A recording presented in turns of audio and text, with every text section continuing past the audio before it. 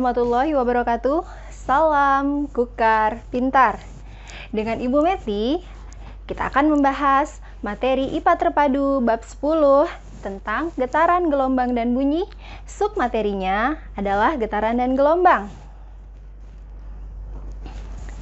Sumber buku yang digunakan adalah buku IPA Terpadu penerbit Kemendikbud Kurikulum 2013 edisi revisi 2017. Tujuan pembelajaran kita menjelaskan pengertian getaran dan gelombang, menghitung frekuensi dan periode ayunan gelombang, dan menjelaskan karakteristik gelombang transversal dan gelombang longitudinal. Baik, coba perhatikan video berikut.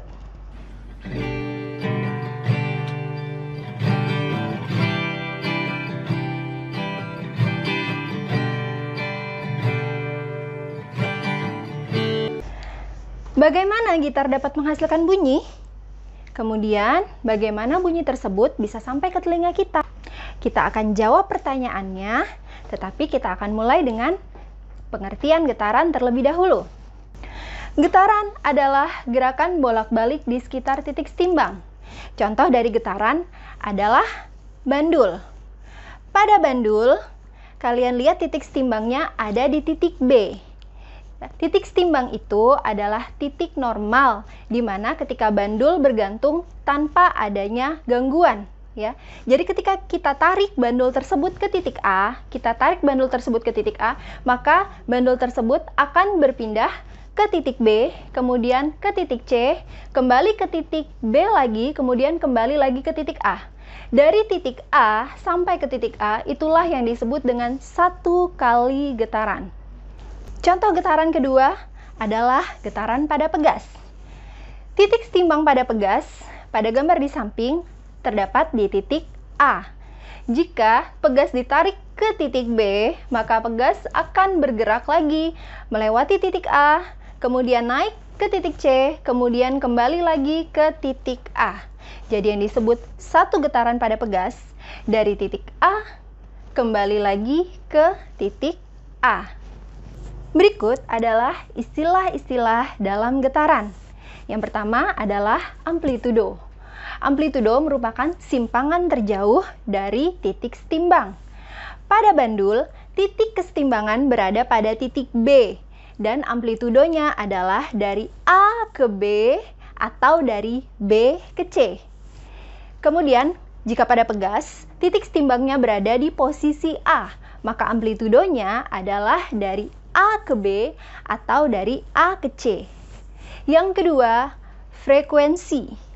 Frekuensi adalah banyaknya getaran di dalam satu detik. Saya ulang, frekuensi adalah banyaknya getaran dalam satu detik atau jumlah getaran dalam satu detik.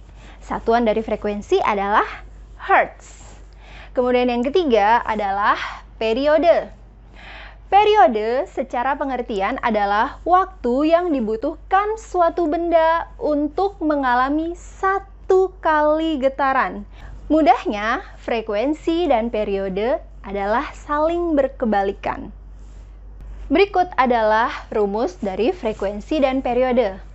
Frekuensi, rumusnya adalah F sama dengan N per T, di mana F adalah frekuensi, satuannya hertz, N adalah jumlah getaran, dan T adalah waktu, satuannya sekon. Sedangkan periode, rumusnya adalah T sama dengan T kecil per N atau T sama dengan 1 per F, di mana T besar adalah periode dan T kecil adalah waktu.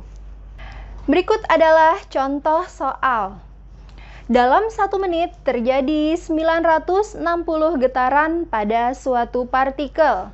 Tentukan periode getaran dan frekuensinya. Pembahasannya, dari soal diketahui jumlah getaran adalah 960 getaran atau yang dilambangkan dengan N. Kemudian waktunya adalah 1 menit. Harus diubah dulu ke sekon. Jadi 1 menit adalah 60 sekon. Penyelesaiannya yang pertama, periode. Rumus dari periode sama dengan waktu dibagi jumlah getaran, atau T besar sama dengan T kecil dibagi N. Kemudian periode sama dengan 60 dibagi 960.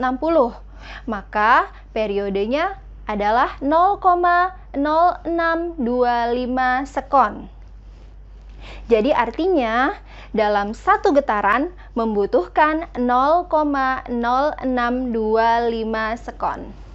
Kemudian yang kedua adalah frekuensi getaran. Rumusnya frekuensi sama dengan jumlah getaran dibagi waktu.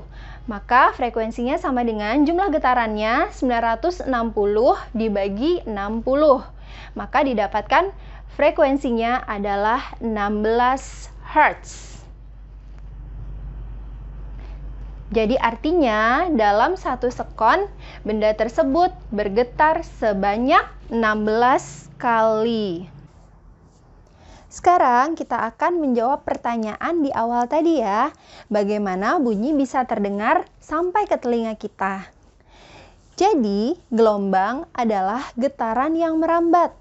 Berdasarkan medium perambatannya, gelombang dibagi dua, yaitu gelombang mekanik dan gelombang elektromagnetik.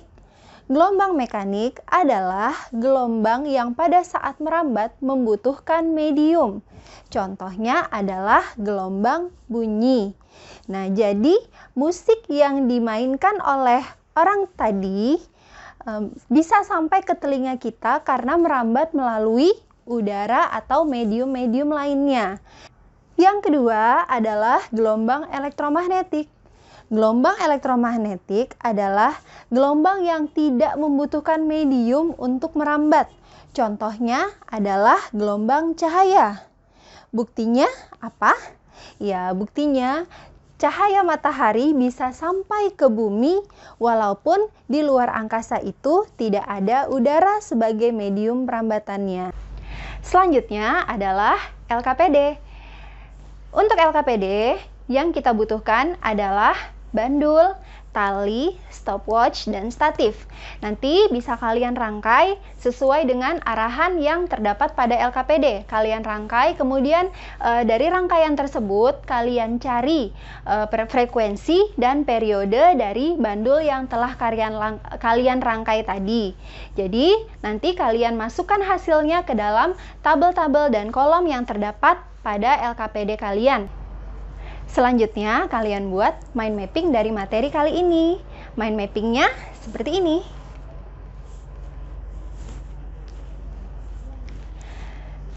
Baik, sekian dulu materi kita kali ini. Terima kasih atas perhatiannya. Tetap semangat. Assalamualaikum warahmatullahi wabarakatuh. Salam Kukar Pintar.